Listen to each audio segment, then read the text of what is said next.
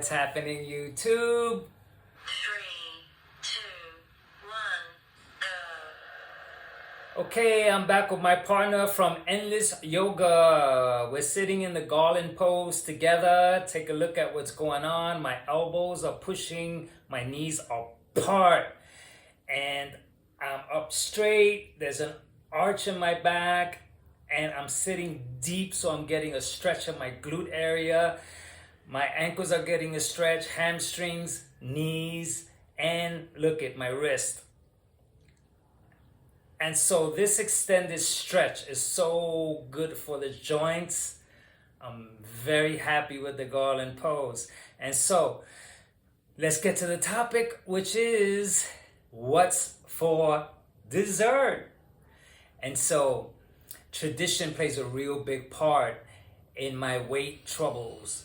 And that's because as a child, after dinner, dessert was always served. Ice cream, cake, cookies. And then growing up, it was a standard in my life, in my household, in the area, with amongst friends. And I think culturally, America was set to always have dessert after every meal. And so at restaurants, it was the same thing. We would eat, get stuffed, and then make room for dessert. And we used to say it like that. Hey, I'm making room for dessert. Meanwhile, I was stuffed. I couldn't really have the dessert, but I had to have it. My mind just wanted the dessert in spite that I was full, and so was everyone else. And so that was the standard. That was tradition. If we went to someone's house and they didn't serve dessert, we would consider that rude. And we would say things like, oh my God, look at them. They didn't even serve dessert. Even if the food was awesome. But by tradition, you must serve dessert. Otherwise, it's a no-no, baby. So let's take a look at that, because that was part of my life for about 3 decades. No wonder why diet fads don't work.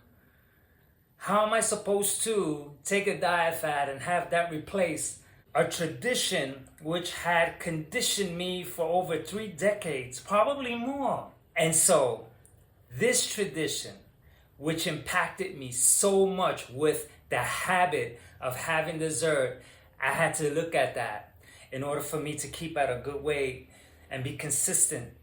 Because no matter what diet I approached, because I tried them all and I lost weight on all of them, there was always one problem: dessert. Or it could be pizza, or it could be fried chicken. I'm dealing with tradition which has been pried upon me for years upon years.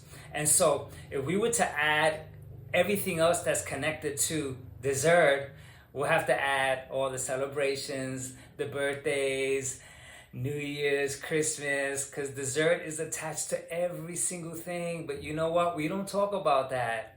And so I realized that I had to take a look at that and get strong about, look at how deeply I've been traditionalized, culturalized to expect and demand cake. Because sometimes when there wasn't dessert at a restaurant or something, I would get upset. And I will walk off and go to another restaurant for dessert and coffee. Or sometimes we will make that the plan. We will go to a restaurant, have dinner there, stuff our faces, and then go off to another place for dessert and coffee.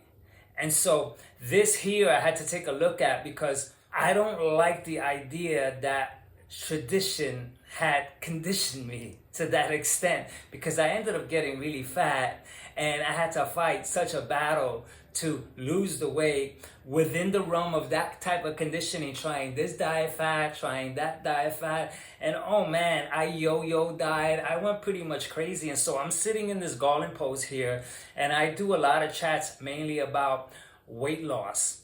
And I try to think of the things that is never discussed, and no one discussed the impact that tradition has imposed upon all of us.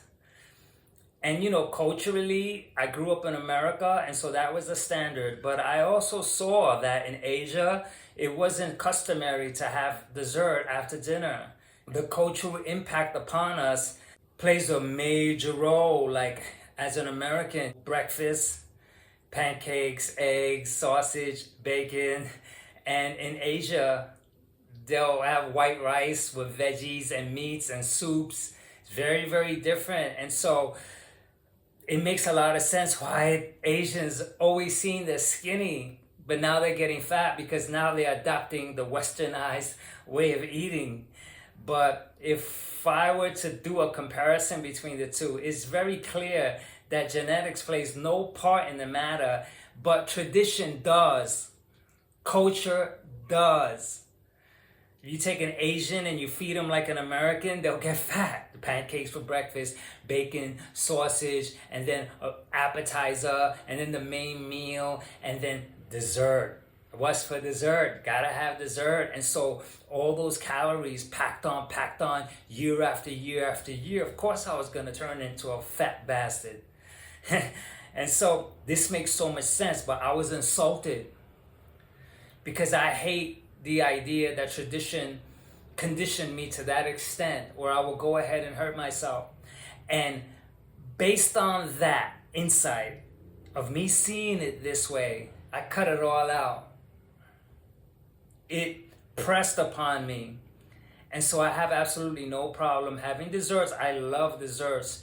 But it's not a necessity for the dessert. It's not a demand for the dessert. It's not a cultural stance behind where's dessert. It's very different. I'll have ice cream and I'll enjoy it, but it's not a necessity. It's not like, this changed my life. I had to look at these aspects, and all the videos that I make, I try to bring a new spin on things. Because I'm not going to talk about calorie counting that doesn't work, and this fad and that fad that sent me on a yo-yo diet, and counting steps and doing excessive cardio. So what happens is weight management has a lot to do with taking a look at the cultural demands that I place on meals. Soup, salad, appetizers, main meal, and I'm stuffed by the appetizer. I stuff the main meal, and then I go ahead and I have dessert on top of that. It makes so much sense why I ended up getting so fat.